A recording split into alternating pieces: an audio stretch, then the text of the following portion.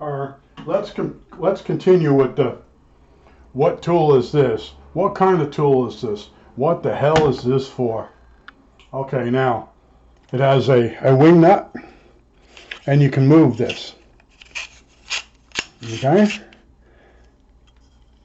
and you say, what the hell is that? Well, it can be used for many different things, but it became a very popular tool back in the 60s. Okay, and what it was is it was used around when you did paneling, and you had to do molding and paneling, and you could set it up against the wall like this, down like that, catch the angle, then you tighten this up. All right, then you go over to your piece, and you now have that angle captured. Okay, but this was one of those tools that was like $1.50. And this is made in the United States. It doesn't have it's got a model number on it, and it says made in the United States, but it doesn't have a company name.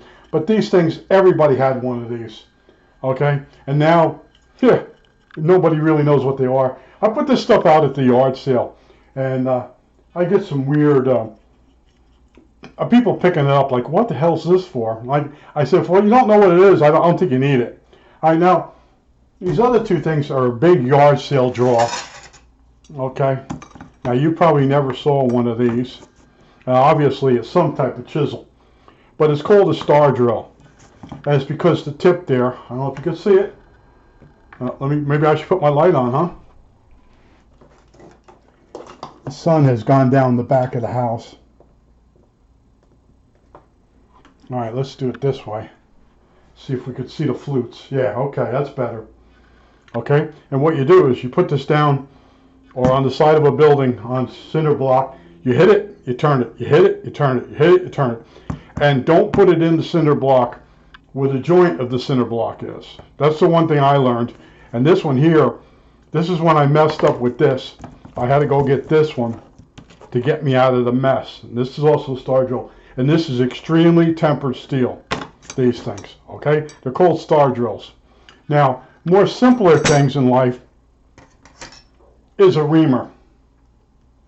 Now, after you drill a hole for, say, a volume control in a chassis, it might be a metric. So in other words, you drill a hole with the closest drill you have, and you stick this in there, and you turn this, and you ream out the hole little at a time until the volume control fits. Then you take your deburring tool or a larger drill and deburr the hole. Okay, this is actually a very common tool, but most people don't have it. Now here's a blast from the past.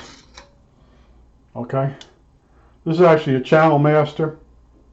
These were $38. These are real crimping tools for crimping the end on the end of the end on the end. The end on the RG59, was it? Cable wire. This actually did the homeowner's size, and it also did the size up at the pole. Okay, like I said, about $39. And these were hard to get back in the day because everybody was cheating and hooking themselves up. Now, I've shown you this tool, I think, in the past. And you say, what the hell is that? And it doesn't use any batteries. But let's see if we can see in there. It's very tough work with this camera. Oh man, this wants to be a bitch today, huh? Alright, there you go. See that spark? There's a piezoelectric element in here. Piece of crystal, quartz crystal. And when you hit this, it clicks it. And there's a miniature hammer that smacks the quartz crystal. Produces a low voltage, high current volt. Like maybe half a volt, high voltage. That goes into low voltage pulse. And that goes into a coil, which now steps it up and makes it high voltage.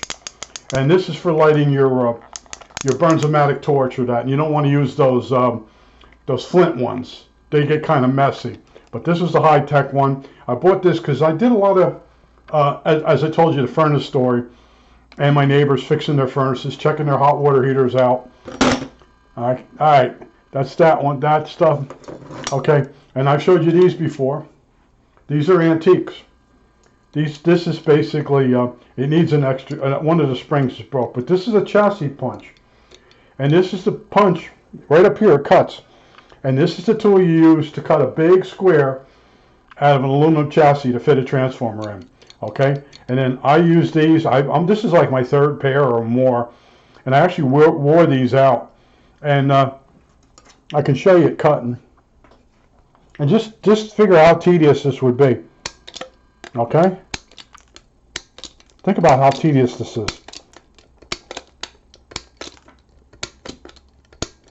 Okay, but if you had to drill a series of holes and then file between them to cut that hole out in the chassis for your stereo, whatever you were building, these were a step up.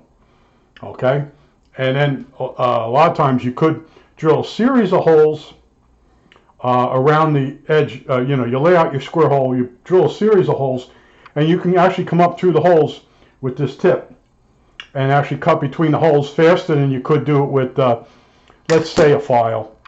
Okay, now these are, I showed you these once before, and these are called nibbling tool also, but this thing's a lot different. This thing is what I use to cut.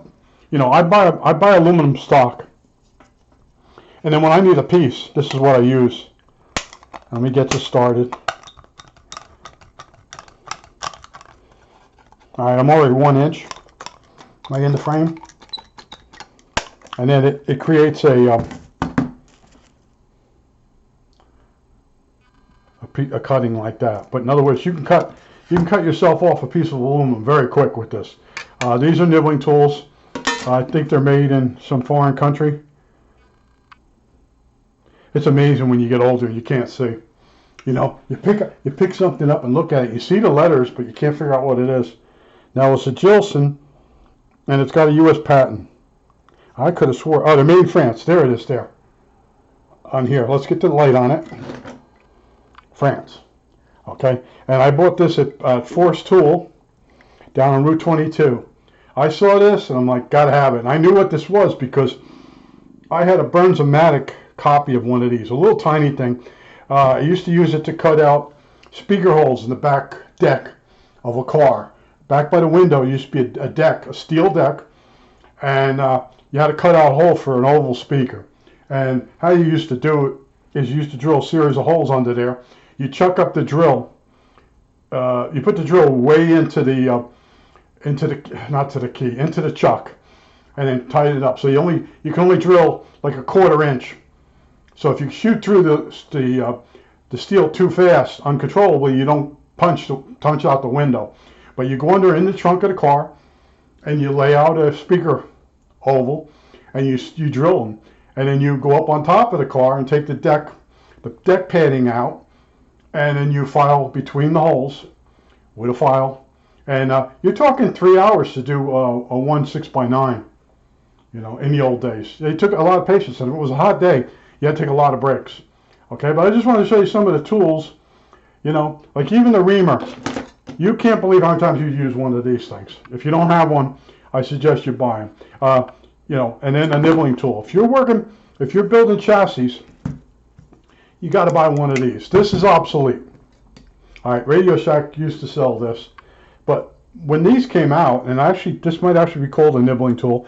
You know, right away I flip it, and I can see made in the United States, and in Chicago, Illinois. Unbelievable. This is back when, you know, in the 60s, we were still making some really good tools, but things have changed. I think that's it. All right, that's it.